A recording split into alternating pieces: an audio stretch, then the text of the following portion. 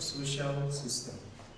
If a nation is if a nation is beset by the unreasonable action that deter citizens from the essence of good life and adequate health care, it will teeter on the brink of disharmony and frustration. In order to promote peace, the government should be honest and just, because there is no path to a sustainable future but peace. The link to reason and agreement, the stimulus for development and the base of remaining alive. Peace should be taken in tow by justice to achieve the level of the nation cooperation, inclusiveness, and trust needed for resilience. Otherwise, things will for sure fall apart, with so many avoidable problems to come after in time, here and there.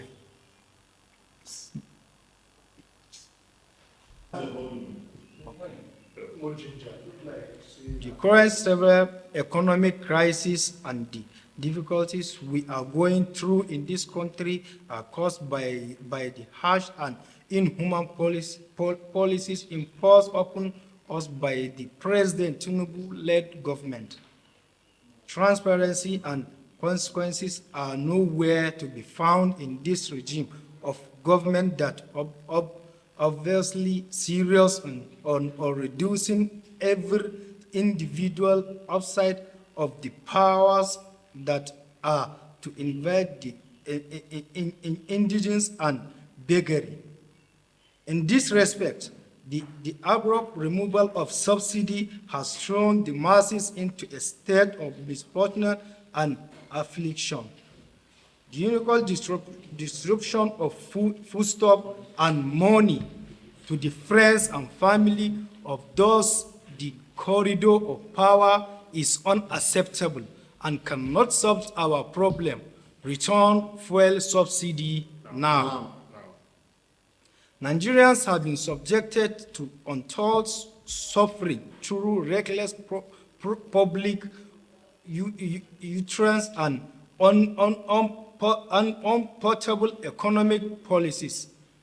This leaves them with no option but to make clear their frustration and anger through acceptable means. Protest is our right. We must protest against the ongoing bad governance. We can't continue living as slaves in our own country. We must speak and fight for ourselves. Nobody else can do it for us. The youth must come out to the streets on the 1st August and once the government failed to reverse this sugar-hating disaster and call economic policies that subjected us into abject poverty and hunger. The protest will continue till 10 August 2024 or even beyond. We must act to bring change in our father's land, and government has failed and the youth must act. People are dying in hunger and nobody cares. No nation can survive in hunger. Even water, the second life, is denied. Therefore, our planning protest is necessary and inevitable. No backing out of it. The only escape will be as when the government changes to the contrary for Nigerians to have a sense of relief. Comrade Yahya M. Abdullahi, National Coordinator, Arewa Youth Ambassadors. So, can I? We, the Nigerian people, are the victims of this failed government. And it is heartbreaking to see that this government not only afflicts us with hardship, but goes further to oppress us. They have turned poverty into a true to control the vulnerable, mobilizing our brothers and sisters who cannot afford to feed themselves for a pro-government protest. And all the tactics of this establishment have already been exposed. And this is why they are afraid. This is why they are mobilizing the victims of corruption to speak against the masses, holding numerous stakeholders meetings, and even the IG of police held a press conference for a protest that is even yet to begin. What is their major tactic? It is division among us, the Nigerian people, using tribes and religion. But today, our victory has come, the victory of the poor masses. We are now united on all grounds. We are no longer arguing over our differences, but uniting at every level we discover. The unity among the oppressed is their fear, and this is why they have existed for so long. We are not protesting to have overthrown the government. We are simply demanding that our cries should end.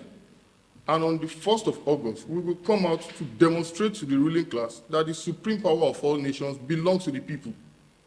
And so that is why we join our brothers from the Ariwa today to declare that we are not coming out on the 1st of August to burn down our country. We are not violent people. We are patriotic citizens who love our country dearly.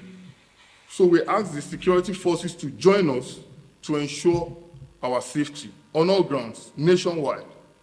So we declare to them that power belongs to the people and nothing shall discourage us. Thank you.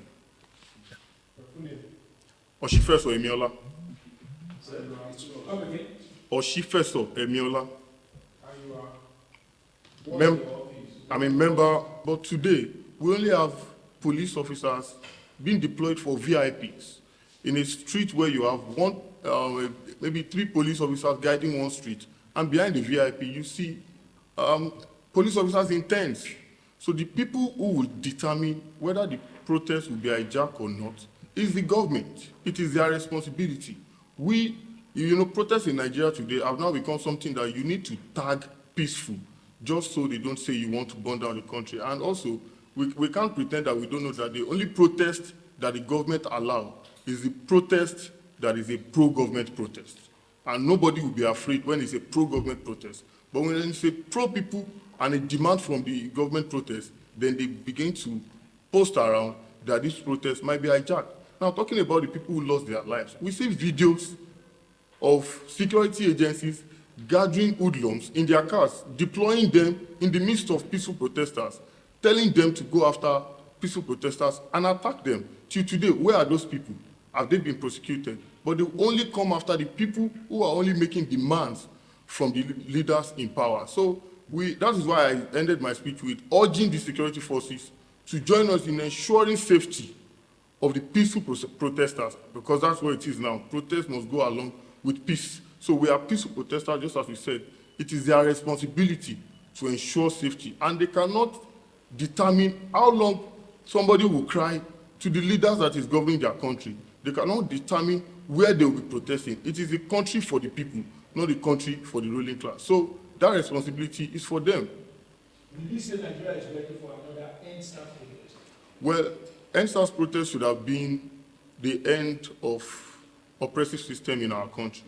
But if not for the irresponsibilities of our leaders, by mobilizing pro-government and thugs to come and disrupt this protest, they are the ones who we should question for all the losses of lives and properties during the EndSARS. So Nigerians coming out to cry is not Nigerians coming out to burn down their country.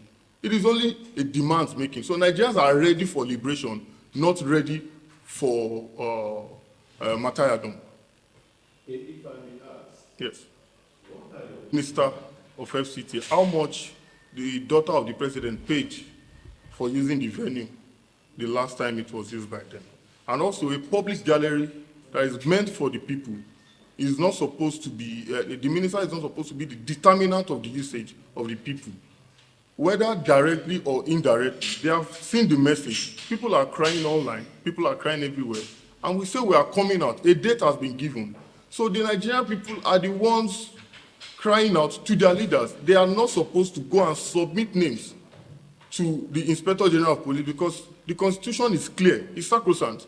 We don't need to go and take permission. We can only request that they come out to secure us. There's no plan other than asking the security forces to come out and ensure the safety of Nigerians during the day of protest.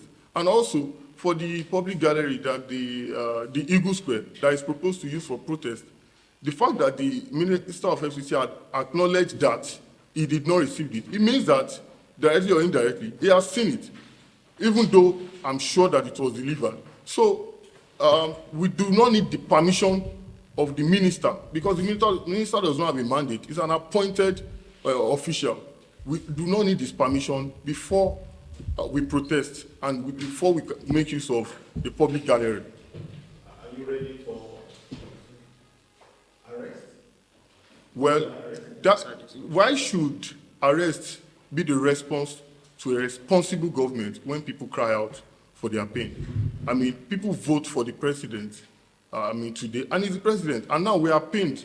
We have wars between the people and the government, which are the people who come out to say government is doing well. Maybe they are doing well. So now, with the fact that they are blocking the president's ears from us, when we do it, we demonstrate it on the street so that the president can hear us directly. So why should arrest be the response? Meanwhile, it will not be a new thing. We are not afraid, even though that is not what we are looking out for. But it will expose them of how responsible or irresponsible they are, if that is how they go. Thank you. Sorry,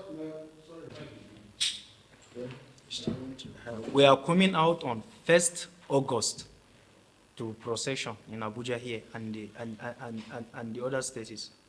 Like example, we have many states. I think we have almost 20-something states from north that we are coming out on 1st August